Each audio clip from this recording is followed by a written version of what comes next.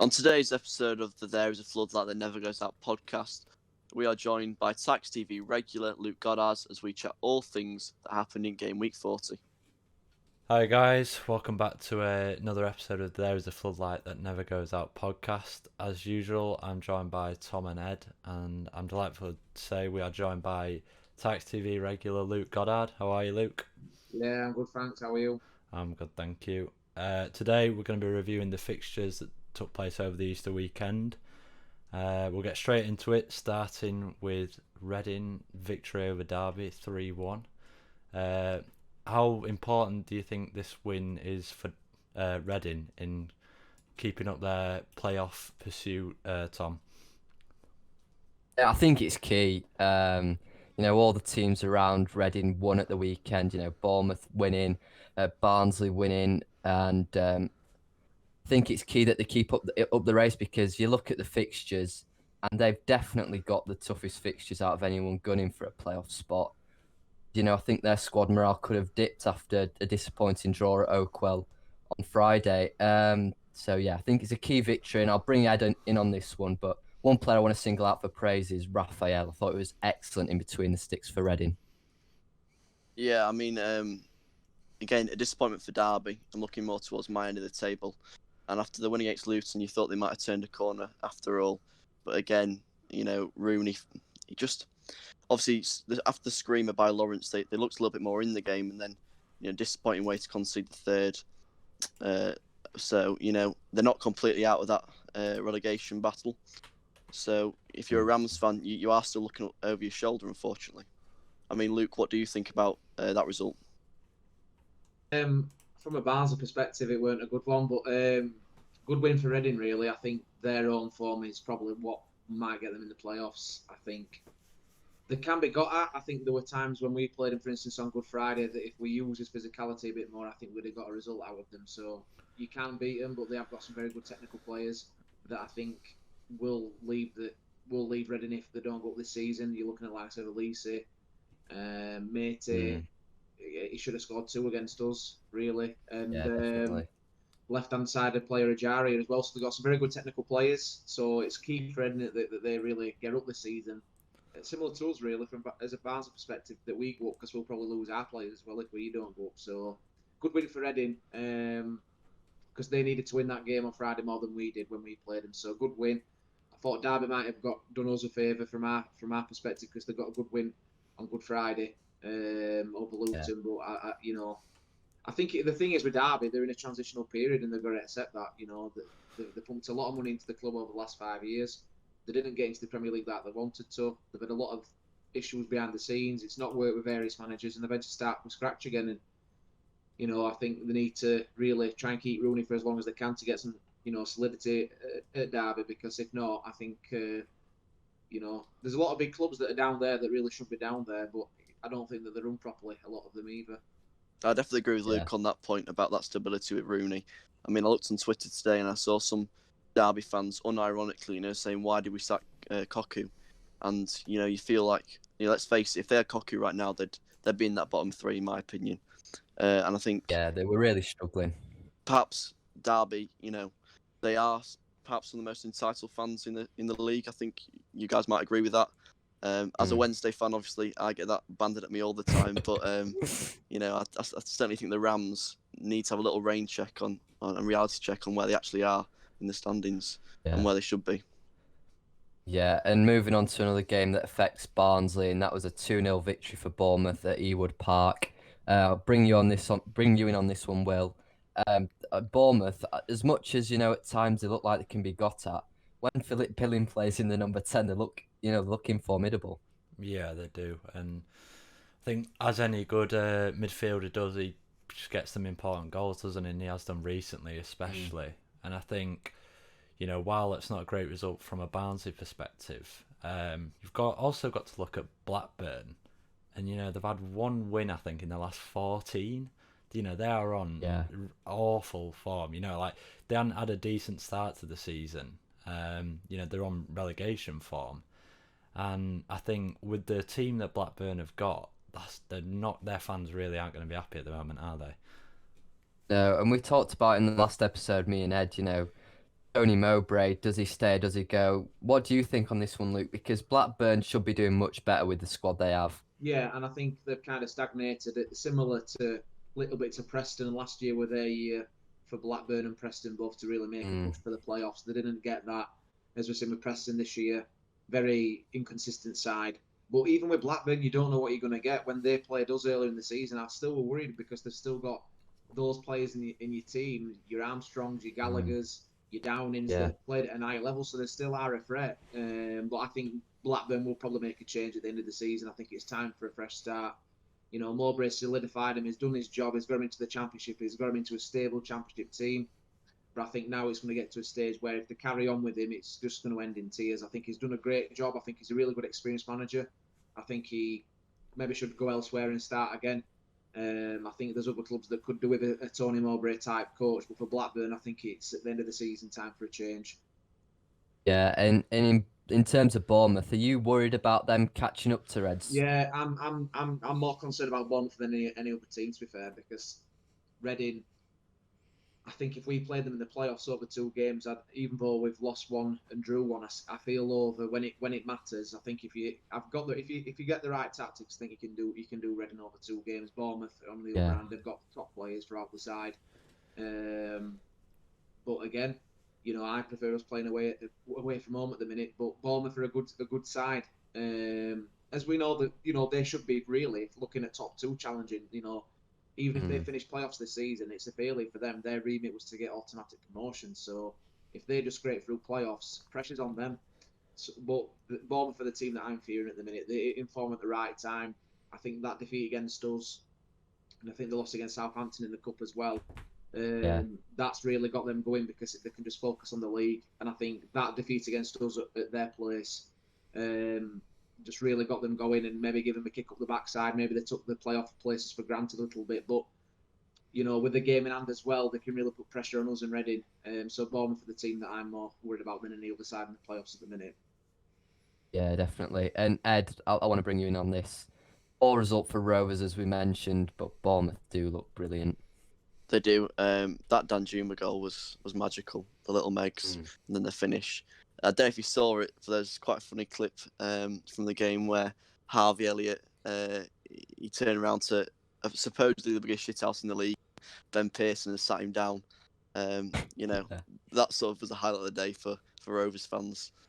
You know, you look at that Bournemouth side, and we've said it before, and we'll say it again. It's the quality in that side is too good for this league at times. And you know, it's a weak Rovers side with no confidence at the minute and playing like they've got no confidence. So, you know, there was only ever going to be one sort of result in this game. Yeah, and the early kick-off on Saturday now, I want to move on to Borough 1, Watford 1. I actually thought Middlesbrough played quite well in this match, but were robbed by poor officiating. But it does seem like Watford have the top 2 secure now with that draw. What do you think about it, Luke? Yeah, I think Watford and Norwich, in my opinion, I think they're already too far ahead. I think they're too good of a team. I think this is the thing that the rest of why Brentford and Swansea might be slipping up with the minute is because it's too far of a gap to breach. They kind of realise that they're not going to get top 2, so they kind of slip off. Middlesbrough, in my opinion, they're a good side, and obviously we've got them Saturday, and you know we shouldn't be taking them for granted. You know, Warnock's an old warhorse, and he, you know, is one of the longest serving managers in the foot. You know, I bet he is with him and Mick McCarthy at the minute, but he's a wily old fox and he knows how to get results. And you know they've got a good side, Middlesbrough. They're still a big club. You know, even playoffs for them this season. I know again it's his first full season, but Middlesbrough really should be higher in my opinion with the wage bill that they've got, with the likes of Sonbalonga, you know, Howson. They've got some big players at that club, and you know if they don't, obviously I think it's too far for them now playoffs wise. I think if they lose against us on Saturday, that'll definitely be the case, but. Good result for him though against Watford on the day. Again, it's the standard that refereeing in the Championship is just appalling at the minute. You know, speaking from a Barnsley perspective, it's just it needs looking at because it's not fair. You know, it's at the end of the day these decisions cost clubs money. It's a business at the end of the day, and these referees, you know, I know it sounds daft, but if you get relegated on a refereeing decision, you know, or you get promoted, or you don't get into the playoffs on a refereeing decision. You know, it's the promised land is the Premier League. So £140 million worth of money that you get straight away, you don't get that due to a dodgy penalty or a dodgy sending off or something like that. These referees need to be more responsible, and in my opinion, I think in an ideal world, more players should be referees because they know the game better. They know what to foul and stuff like that. So yeah, definitely. I also thought Watford were a bit like when they played us on Good Friday.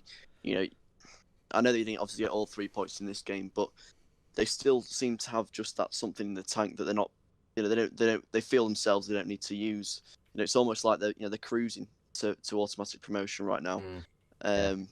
When you play say Norwich, you really see why they're there, and perhaps because we've played Watford our first home game of the season, and obviously Good Friday, so we've seen them at sort of both tail ends of the season. But there's that sense of self-belief in their squad that they're just such good players that they don't need to leave it all out there. And credit to them because there's a reason they're second and they deserve it. Yeah, and like Luke mentioned earlier, Will, Borough take on Barnsley on Saturday. Do you think the playoff picture, or the playoff race, should I say, is over now for Borough? Yeah, I think that the result at the weekend sort of sealed it for them. But I do feel like they were perhaps a little bit unlucky in that game. At the end of the day, a draw against Watford isn't a bad result, but they could have perhaps got more from it. I know they did have a goal disallowed. There was arguably a handball in the build-up to the Watford goal. So I imagine, they pick up a win in that game and you probably wouldn't rule them out of playoffs. So I imagine they're a little bit disappointed with that. But yeah, I mean, I think they're probably, their push is probably over now, and hopefully Barnsley will definitely seal it at the weekend and get the victory over them. We'd love that. We would love that. Moving on to a game that does affect Sheffield Wednesday then. It was a bad result for Wednesday. Coventry 3, Bristol City 1. And, Coventry did what we spoke about on the preview. They're good players, your Callum O'Hare's turned up. Definitely. Callum O'Hare, I think, will make a very good career for himself in this league and possibly in the Premier League. They were clinical. Obviously, they let Bristol City back in the game with the horrendous back pass. But then from that, football's all about how do you react to those sort of situations. And perhaps in games before, they might have crumbled and given the Robins a way back into it. But, credit to Coventry. They continued pressing and went for a third and deservedly got one. Again, though, I think I said it in the last 3 previews/reviews regarding Nigel Pearson. This Bristol City side have a real case of holiday syndrome. They're on the beach already, and you can make a real case that they shouldn't be, because I know they're in 14th, and let's face it, they haven't really got any real chance of relegation. But a lot of these players aren't making themselves favourable in the eyes of Pearson, and I can't think of many other managers in world football, genuinely, that you want to get on the wrong side of Nigel Pearson. Yeah. I'm going to bring you on this, Luke. Do you think Bristol have a case of on the beach syndrome in the sense that they don't think there's anything worth playing for this season? Yeah, I mean, if I was a Bristol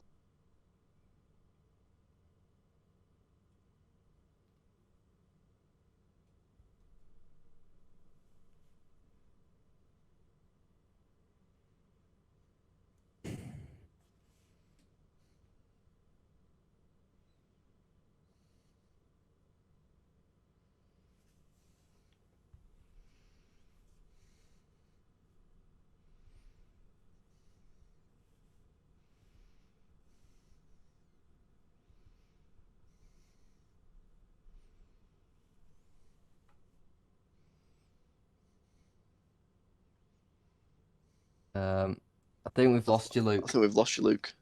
Unfortunately. Can you hear me? We can hear you now, yeah. Okay, All right, sorry. I was just going to say, I said it. Pearson, he cuts no rubbish. He just says it straight as it is. Yeah. But if I was a Bristol City fan, I'd be fuming personally the way that they played. Yeah. Coventry, I think they've got some good little players. O'Hare on a personal basis, I've watched him for the last couple of seasons. We were linked with him in the last 2 summer transfer windows when he was at Villa. So we, from a perspective, I think he's somebody that Barnsley could have a nice little creative midfielder just sitting behind our front three would be great. With Mowat, that type of player that can just spread balls through. But they've got some good players. Coventry, Mark Robbins is a very experienced manager at this level, and I loved him when he was here as Barnsley manager, and I think he's done a really good job with Coventry in this circumstances. Not even playing in their own stadium. So if they stay up this season, it will be a great achievement for them. And Will, do you think Coventry are safe now, or well, I think they're a team to catch certainly for the clubs in the bottom three, but with performances like that, surely they'll stay up. Yeah, I mean that's it, isn't it? It's not over till it's over, but they're certainly taking the right steps to secure the safety, which didn't look guaranteed at one point. But yeah, like Luke said, they've got a good team there, decent manager, and yeah, I think they've got what it takes to stay up this year, definitely. Yeah, and probably moving on to the first game that nobody cares about, and that's Stoke 1, Millwall 2. It's a typical, Easter Saturday fixture, really, in the sense that it's not a game that anyone cares about. What is it to say other than the game went how most people would have predicted it? It was one goal that was in it, and it was a pragmatic game. Ed, don't know what leading question to go with. Would you say Millwall could maybe get in the playoffs? It's very, very late, isn't it? Very late. They'd need to make some serious charge. I think the game was summed up by the nature of Mason Bennett's winner. I think, like you said, not much really to play for here apart from faint, distant hopes. But with the form of yourselves, Reading, Bournemouth, unfortunately, looks like the Lions might just miss out. 3 wins on a bounce, however. Credit to Rowett for turning it round from a pretty average start of the season. And for Stoke, mid-table, they look destined to be this season. Yeah, definitely. And I think that's probably all we'll talk about that, because there's much bigger games and a huge game we're going to talk about now, which is a 2-1 win for Barnsley at Kenilworth Road. And Luke, how brilliant was that victory for the Reds yesterday? Massive. It's one of them that if we'd have played that maybe 2 years ago, we'd have lost that game, mentality-wise. Just to graft it in, I didn't think it was the most purest performances from us. However, we've had players that have just done the job on the day that's got us the win. And, this stage of the season, in my opinion, it's points over performances. Just getting that, just solidify them playoffs, get your son over the line. Because as Barnsley fans, we've seen it before. We played lovely football, and we nearly went down under Daniel Stendhal with that way. Yeah. So you've got to kind of look at it from that way. I'm a purist. I like to see us play football and also do well, but you can't have it both ways. You've got to mix it at times. And it was, Luton is a tough place to go. They have got some very good, good young players in the team. I mean, Arthur, the squad's former Barnsley player, so we know a lot about him. But Luton are, I think they've done really well, and I think as a Luton fan, if they solidify the place in the Championship and improve on last season, they've had a good season. But for us, it was just about getting back to winning ways. I didn't think we played the best against Reading, even though it was a good point in the end. I felt that we still weren't at 100%. We came back, we saw how much DK is, valuable to us. How many Premier League teams are going to be sniffing around him into the season? God knows how many. I felt Woodrow had a really good game. I felt that one of his best games for quite a while. I felt the defence looked really solid compared to against Sheffield Wednesday, for instance, and also Reading at times. So really good away performance. Like I feel more confident of us playing away from home. I think a system suits us better than playing at Oakwell at the minute. Yeah, and a club record 6 wins for Barnsley. First time it's ever happened, 6 wins in a row. Do you think the Reds can finish in the top 4 this season? Yes, I do. Yeah, Swansea hitting, the loss against Preston at last minute. Brentford, like I said, it's similar to last season. Their remit was to go up last season. They missed out, didn't they? And then lost in the playoffs to Fulham. So it's second season again. Psychologically it could affect them. No matter where we finish, we've had an amazing season. We've overachieved for us for this season. If we'd have finished 15th, that'd have been a good season at the start of the season, especially the season that we had under. To start with under Struble, we couldn't buy a win, could we, to start with? So we've exceeded all expectations. It's a free hit for us, and I think pressure's off for us, and it's all on the rest of other teams. We're not meant to be there in everyone else's eyes, and for me, I think we will get top 4.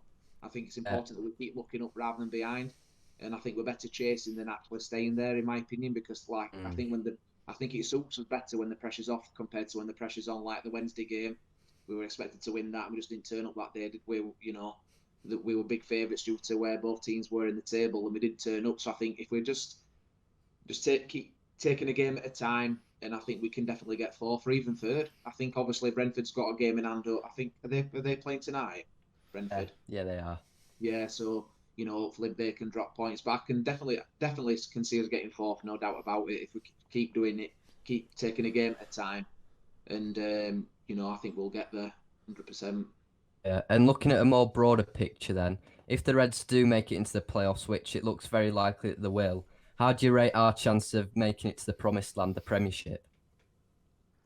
Well, I've seen us in a few playoff campaigns. I was old enough to be there when we didn't go up in 2000 with Dave Bassett, and we lost to Ipswich. We beat Birmingham in the semis and lost in the playoff final, and then also when we went up in League One under Andy Ritchie. So I'd be very nervous. Put it that way. I'd rather us play away from home second, because I just fancy it's better away from home. I just think we set up better. We just look a lot more confident.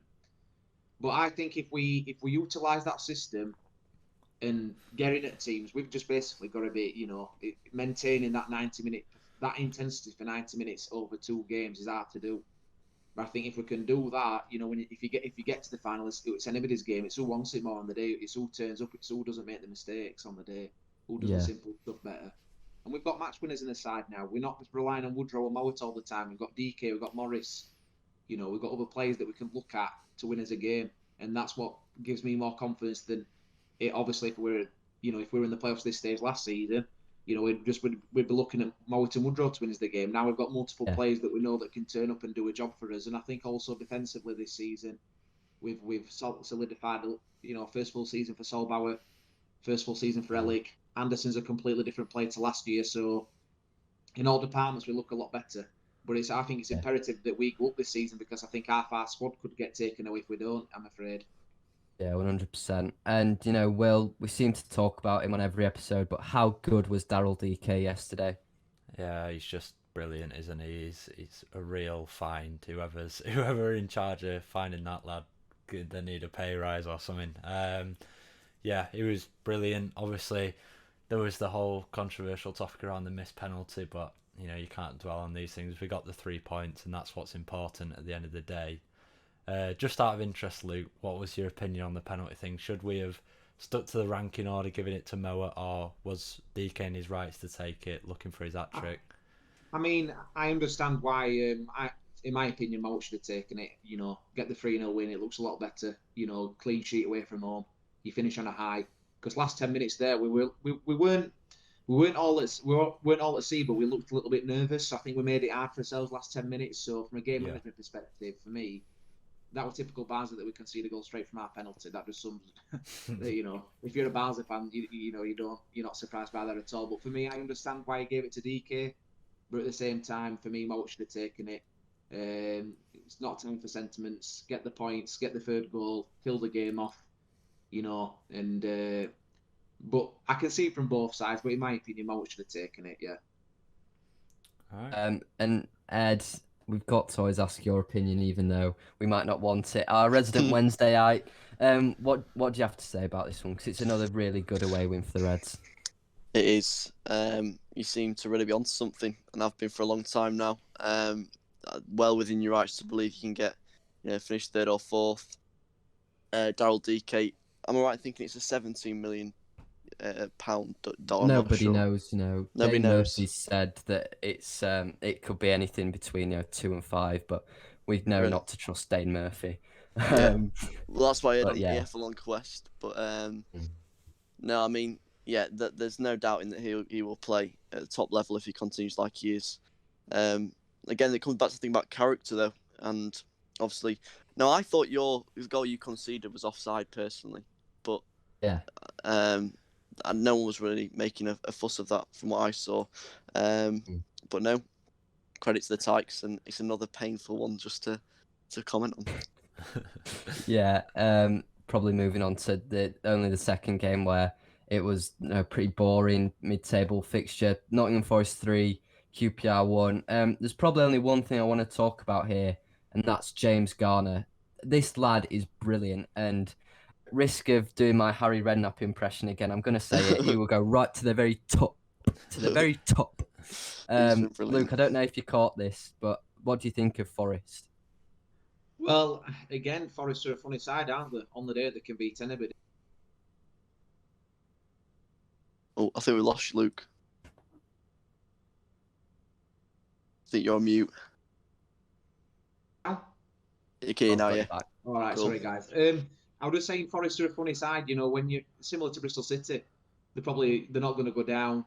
They've had a few scares, but I think Houghton's too, experienced for him to go down. You know, he's a good campaign, another good solid manager. Garner, I saw a lot of him when he was at Man United. You know, when he was playing in the 23s, and they used to take him for a few games, like in the leagues, cups and stuff like that. Good player. You know, if you're coming through the Man United setup, you know, you're not a bad player, are you? So, you know, not all of them make the grade, but it doesn't mean they're a bad player. Look at Bamford at Chelsea. You know, he didn't make the grade, and he's gone on to do a great career at Leeds. So, you know, I think it's something for Championship teams to be looking at, is getting these young lads from these big Premier League teams and developing them. I think, especially with COVID and things like that, with financial restrictions, make your team better in the long run as well, and also in the short term by getting these young lads in that are hungry to play. And you know, I think if Forest, I think the only thing with Forest is the owner. I think, you know, the amount of times, I mean, Lamucci, you know, last season, I think again, you know, they missed out on the playoffs on the last day, didn't they? We didn't help them, but you know, they're a funny club, Forest, because I wouldn't really like to be a fan of Forest, because I wouldn't really trust the owner with anything, with any decision that they make. So, but it's one of those games that on the day, you know, good win for Forest at home, but you know, it's a nothing game really. It is. So we'll swiftly move on from that to a game that, you know, was anything what anyone could have expected. Swansea 0, Preston North End 1. Preston seemed to have, you know, draw against Norwich, win at the Liberty Stadium. Their slump seems to have ended. But Swansea's continues, and Ed, you know, they were terrible yesterday. They really were. They were shocking. You know, it's one thing losing, but then, you know, the style in which was unacceptable. They just, you know, whatever's happened to them, you know, whether it's off the pitch issue or what, or simply just a lack of belief, it's swamped them, unfortunately. And the mentality of, you know, the losses on the row, the 4 losses on the row, that's going to have serious repercussions. You know, even if they do scrape the playoffs, which, you know, it's looking more and more unlikely now. You know, the mentality going into that playoff campaign will be shot. Yeah, it will. And there's some calls for Steve Cooper to go after that game. I think that's a bit premature, but how poor have Swansea been? Yeah, really poor. Both obviously Brentford playing tonight, but Swansea and Brentford 1 win in the last 5 by their standards is really poor, isn't it? And yeah, I don't really know what's changed at Swansea. Like say whether it's off the pitch issue or what, but they just don't look the same team that was unstoppable only, you know, a few weeks ago. So yeah, it'll be interesting to see. But I think from a Barnsley point of view, you know, as Luke said, if you're constantly looking forward, the 2 teams above you playing really poor that's what you want to see, isn't it? So yeah, it is. And Luke, you've said, you know, Barnsley could and probably will catch Swansea. Do you think they will make the top 6 still? They could drop out, couldn't they? You know, we could go up to 4th, Reading and Bournemouth could both move in, and Swansea could finish 7th. You know, that could easily happen with the form that they're in. I don't personally rate Swansea that much at all. I watched both games against Barnsley. I felt that we didn't turn up both games. I felt if we'd not made individual mistakes, we don't lose either of them games. I don't really rate Steve Cooper as a manager. I think I don't know what to say about Swansea really. I think they're in a false position in my opinion. They're not the best. I don't think they're deserving of being in that top 6 in my opinion. You know, even when we played them early in the season, they're just very. I don't know how to explain it. They're just not a good side to watch. I just don't think.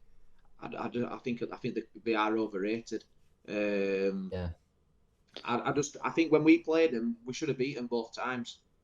You know, especially the second game when we played them at home, we lost 2-0. To Yeah, that was ridiculous. oh yeah, we were like, oh, I was sick. I felt like sick as a dog for days because I was like, I don't mind losing to teams if they deserve to win, and we gave them that win, and I was so frustrated for that. Similar to the Cardiff game when we were up 2-0 and we drew 2-2, and we threw 2 goals away there. I was sick as a dog then, and in my opinion, I just think if we play them in the playoffs, I think we win it all day long. I know that Cooper's beat us twice. And I think tactically both times I just don't think that we got it on the day. But I don't think they've got a chance now. I think that's it. I think they're just being complacent. They just think, well, no matter what, we've got the playoffs. But you can't have that mentality. Look at Forest last season. They didn't even make it in the end. They were assured of a playoff place for months and months and months, and then dropped out the last 2 games. We beat them and Stoke beat them. So it can easily happen to Swansea. And in my opinion, I hope they stay from a Barnsley perspective because I think they're a team that we can beat. Over Reading and Bournemouth look more dangerous, in my opinion. I think their game plans are not really suited to us. I think we can beat Swansea over 2 games. They've still got good players in the side. Oran, Grimes, a good battling midfielder. Ayew was very experienced, but Jamal Lowe. But I think they're beatable 100%. And Preston, we've still got to play in Barnsley, haven't they? When your team hasn't got a manager, they've got that freedom just to play. And I think, it's going to be a tough game. We've still got some tough games to go personally. And Preston, on the day, they've got some good young players. Lost a lot of the players in the January window with Pearson. Stockley went as well. That the lad go to Liverpool, is it Davis? So they've lost a lot of players in January. So I think it's a transitional period for them. But it's still going to be a tough game for us when we play them. But they did us a favour. But I think if you're a Swansea fan, don't call for Cooper to go. Yeah, he's done well to get you in the playoffs. But I think. If it ends badly and they start the next season badly, I can see it. I can't see it ending well there. I agree. I mean, the whole game's been based upon, a reliance on the attack from the point of view that, defensively they're very solid. But as soon as that attack's dried up, unsurprisingly, we've seen their results dry up as well. So they always played that sort of fine line, and unfortunately, it's sort of, the balance has tipped. Yeah. Now then, moving on to probably what's going to be the most painful 5 minutes of the week in my ears. This one I'm waiting for. Sheffield Wednesday 5, Cardiff 0. You've been rubbish all season, Ned. I'll let you have your moment of glory. Wax lyrical. Yeah, save the best till last. No, it was, we only had 6 shots on target, scored 5 of them. I think that says it all. But it epitomised everything that we've seen under Moore so far. In terms of play out from the back, solid defensively, freedom going forward. Some of those goals, 5+ men just stream into the box, and we've been able to find that final ball. I can't tell you how frustrating it's been at times this season when there's been no one in the box, no one streaming forward. Every single man, a 10 out of 10 performance. Barry Bannon, 11 out of 10. He showed yesterday just why he is so highly rated. Rhodes still in the goals. The second goal, that Patterson finish, Patterson's a very good goal. I'll give you credit. Unreal. Liam Palmer with the assist for that. It was just completely uncharacteristic of this side. Adam Reach. I want to formally apologise to Adam Reach because I've slated him on this podcast many a time for, lack of desire and seemed like he'd just given up. But he was back to his best yesterday. And I thought Cardiff were poor. But we didn't give them a sniff really, apart from there's about a 10-minute period after half-time where we had a couple of goal line clearances. But apart from that, I thought I was very disappointed with them. But yeah. With Wickham picking up a 3-0 victory at the New York against Rotherham, do you think your faint survival hopes, has to be said, do you think you can stay up now? Because you told us on the Sheffield Wednesday Barnsley special that if you got 3 points from your 2 Easter games, you'd start to believe. Are you believing? Well, in the back of my mind, of course, but then the realism sets in. I think, against... Sorry to interrupt, Ed. I think it's important to say as well, you run in, it's quite preferable for you, isn't it? It's not the hardest of run-ins. You play a lot of teams below the top 10. Swansea are in there, we've, spoken, aren't in great form. So if you're ever going to do the impossible, it might be now. Yeah, there's a lot of teams also sort of in that sort of middle of the table, holiday syndrome setting in, QPR, Bristol, Blackburn, Borough. Those 4 teams don't really have anything to play for. And that leaves us with Swansea. We've just talked about their downfall. Forest, who will, let's face it, be in that holiday syndrome by then. And then Derby, which could be a huge 6-pointer on the last day of the season. Look, if we play like we did against Cardiff, we'll stay up. It's as simple as that. The problem with this team is inconsistency. But no, QPR at the weekend. If we get a win from that, then I'll start thinking, hang on, maybe it's doable. Yeah. And Luke, we were in this position last season, probably an identical position to what Wednesday are in, actually, with 6 games to go. As much as it might pain you to say yes to this question, do you think they can stay up? No. I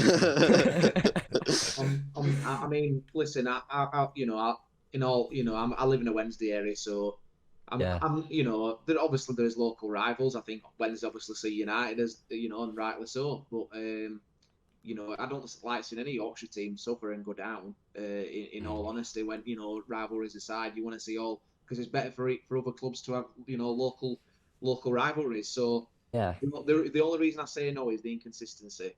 Now, if they can do that 3 or 4 games in a row, then yes. But the Wednesday that played against us, if I see them performances the rest of the season, I didn't watch the Cardiff game, so I can't really. Obviously, I know you won't. But I think they were comfortable against us on the day. They were organised. They wanted it more than us. They were fighting for each other. And I know Jordan Rhodes personally from when I was younger, when I played football. And when his head's in the game, he's a top player. And I think he's had a lot of stick off Wednesday fans, but rightly so at times. But I think when his head is in the game, he's still a top player at this level, and he's one of the best finishers in the league. Bannon, still can show what he can do. They've got some good players. It's really baffling now. They've got to. I know obviously the points deduction, but even then, I think mentality-wise, I think that game that really just epitomised the inconsistency and the chaos around everything. It was the Forest game away with Adebayo laughing at when they scored and stuff. I saw that and I'm like, it's not going to end well. The pressure's always on at Wednesday. They've got such a big fan base. Pressure is always on. Even if you draw, it's not good enough. And I know, Barnsley fans will joke at that, but they have got a big fan base. And I think if they go down, I think one of the reasons why I think they picked Moore in the first place is because Moore's got a good knowledge of League One. I think he did a great job at Doncaster with not a lot of finances. So I think they might have looked at, if we do go down, we've got somebody that can get us back up straight away. But I also think if Moore keeps you up, I think you push on next season. I think if you recruit properly and get some good hungry lads in, not getting lads on 40 grand a week, you want to be getting, look at the way that Barnsley's worked it, getting lads from lower leagues that are ready to step up, recruit properly. But I think they'll go down personally. I think there's still too much to do. Oh, I think we lost you, Luke. Can you hear me? Can you hear now? Oh, sorry. I think last season, I never thought that Barnsley still when we did. So it can be done, but I just think inconsistency-wise, I just think, they're not. I just don't think over a period of games they're not going to stay up. I mean, I hope they're doing a weird way because I'd like Wednesday to stay in the Championship. I want to see that Sheffield derby next season. It'd be, I love all the drama around that and not banter around it. And it's also just good for Yorkshire football in general. But I just think they're giving themselves too much to do. But I mean, if Rotherham keep losing, and I think Wickham are gone already. I think even though they won yesterday, I still think they're not going to stay up. So that might be the confidence boost you need, mate. It's a massive win over Cardiff, massive win. McCarthy, getting a 5-0 win over McCarthy is no mean feat. He's a very good coach in my opinion, and got some good players in the side. So that might be the catalyst to get you going, mate. Just take a game at a time and see where it gets you. Yeah, you mentioned there that you sort of know Jordan Rhodes. Could you sort of elaborate on what he's like as a character? Because, us as Wednesdayites, apart from every single time he does an interview, he starts with, we don't really know much about him. He's very quiet, shy lad. Yeah. He just turned up to do his training. He's one of the lads, you know what I mean? He's like, he does like, he's not like a out there extrovert type lad, but he's quite subdued. He just keeps himself to himself. He's obviously his dad was a Wednesday player, as Andy, You know, so he's got good foot. You know, he always had that pressure on him from being a young lad. Yeah. But he likes pressure off him. Pressure on, he hates it. He likes pressure off. I think in a weird way, fans not being there might have been a good thing for him just to get his head back in the game. You know, just to focus on the actual game rather than the environment, the atmosphere. Because I know for a fact that if fans get on his back, I think he just seems to think, well, you know what, forget it, type thing. I see, you know, 100%. his head goes quite quickly. So even though he's an experienced player, he's still got that mentality of a young player at the same time. Confidence is a big thing for him. Yeah, I mean, he epitomises a confidence player. And, you know, I don't think you'll find a Wednesday fan who doesn't want him to succeed at the club. And so obviously delighted to see him doing well. Unfortunate timing in terms of coming to the end of his contract. But I don't look at his performance and think, you know, you're playing for, you know, a move to another championship club. I see it as just, like you said, that pressure's off because the fans aren't there. Because fans are our biggest asset and our biggest weakness at times as a club. And yeah, I mean, I look at Wednesday sometimes, remind me a bit of Sunderland, like a poison chalice when you take the job. definitely. Straight away, you've got, you know, if you're not winning 5 games, if you're not in Champions League in 2 years, you know, that's the, you know, I've got next door neighbour who thinks you beat Cardiff, you're going to be in Europa League next season. Yeah. So I think a little bit of realism at the same time, but I also think as well, you've just got to like look at where Chansiri has taken the club as well, and kind of think there's a lot more things going on off behind the scenes as well at the same time. There's a lot of turmoil going on at Hillsborough at the minute. So I think for Jordan, I think it'll be good that fans have not been there. I think you should give him another contract, even if it's just a 1-year rolling, because if Moore gets, you know, Darren Moore to me seems like a nice, you know, just a nice guy in general. 100%. I reckon he's one of them lads that puts an arm around his shoulder. Similar to Ishmael, he's got a lot out of players, you know, Sibic, Adebayo, you know, other players that I didn't think had a future at Barnsley, and they've come back into the fold. Ishmael's put an arm around him and made him feel wanted. And footballers are, you know, need that as well as, you know, they're all human at the end of the day. And, you know, I think from a Barnsley perspective, you know, we needed that man manager a few years back when we had likes of Malik Wilkes here and other players that needed just a little bit of, you know, love, care, attention type thing. And Jordan's one of them similar lads, you know. But I mean, I hope you stay up, but I just it's just the inconsistency. Because I can see you losing next game 3 or 4-0, and I can see on Wednesday's Twitter like, oh, worst team ever. You know what I mean? Definitely. It's all up and down all the time. There's no in between we all lot. There isn't, unfortunately. There's no rationale. But yeah. Sorry, Ed, were you going to just add something? No, I was just going to say, I think I was mistaken earlier when I said best to last, because I think we've missed I think we have. Rotherham versus Wickham. That was a corker, actually. That was a corker. Rotherham, Paul, and you know they epitomise everything Paul Warne stands for. You know, they want it more than the team they're playing, but sometimes fall short because of the quality. On one occasion where they'll play a team this season with a worse squad than them, they just didn't turn up. Yeah, I mean, I'll add some into this. I think, like you said, Paul Warne really won't be happy with that, and it was very not like Rotherham. You'd expect this sort of result to come at the end of the big run of games, you know, when they're fatigued, etc. But it's at this point now where if they're going to stay up, they have to be winning these sort of games. And you know, is it too little, too late for Wickham? I think it probably is. But you know, you've got to give credit to Wickham and Gareth Ainsworth, because you know this is what he said. He said they'd keep battling, and this is, you know, what Wickham would have wanted. But yeah, I still think it might be too little, too late for him. What do you think, Luke? Yeah, I think Wickham. Oh, I think we lost you, Luke, again. Oh yeah, you're there. Yep. I think, you know, a great win for him. It's just like you said, Will, it's too little, too late. I think massive disappointment for Rotherham. You know, Paul Warne, you know, first and foremost, he wants every player to leave everything on the pitch, no matter who they play. They want 100% work rate. Similar to us in that mentality. You know, when we were last season, even if we'd lost all, we wanted 100%, and you know, bad result for them. I know they've had a lot of issues with COVID, with players being out and stuff. And from a Barnsley perspective, it's perfect that they're in bad form. You know, losing that game might knock the confidence for when we play them at home. Because you don't want a Rotherham side coming that, you know, we've seen them get upset. So Wednesday away, I didn't think they beat Wednesday away, and they did. You know, they've got some really good away results this season, and also home results as well. They can beat anybody. They're an hard team to play against, but massive result for Wickham. But, you know, great result for Wednesday as well that Rotherham's lost. But Rotherham, I don't know if that's it's time to start thinking about League One if you're a Rotherham fan, because I just don't think that they've just got the quality there. I think they're still lacking in a few areas, especially creatively going forward, to win a game. Definitely, I think one thing that struck me was that when Paul Warne said after the game that the players got, the occasion got the better of the players, and they felt it was like a must-win. And for a Warne side, they never seemed to be fazed by anything, and so that struck me as maybe a sign of weakness from the Millers, and a surprising one, because they know they're not the best in terms of quality, but what they will give is 100% fight and the belief that they can beat anyone.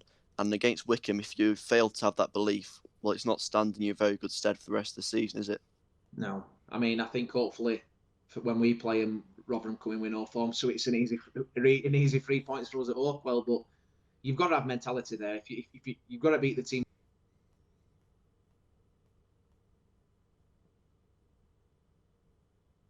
I think we might have lost you, Luke. Are you there, guys? Start you? Yeah, you can hear you now. Oh, sorry about that. I think Sorry. I think it was important for Rotherham just not to drop points yesterday, even if they didn't win. Like when we played Reading, weren't great performance, but you take the point, you move on, you learn your lessons from it. But to lose 3-0 at home, psychologically, that can mean more than just a defeat in itself. That can be a big blow. At training, it's going to be hard to get his players back up again after that defeat. Definitely.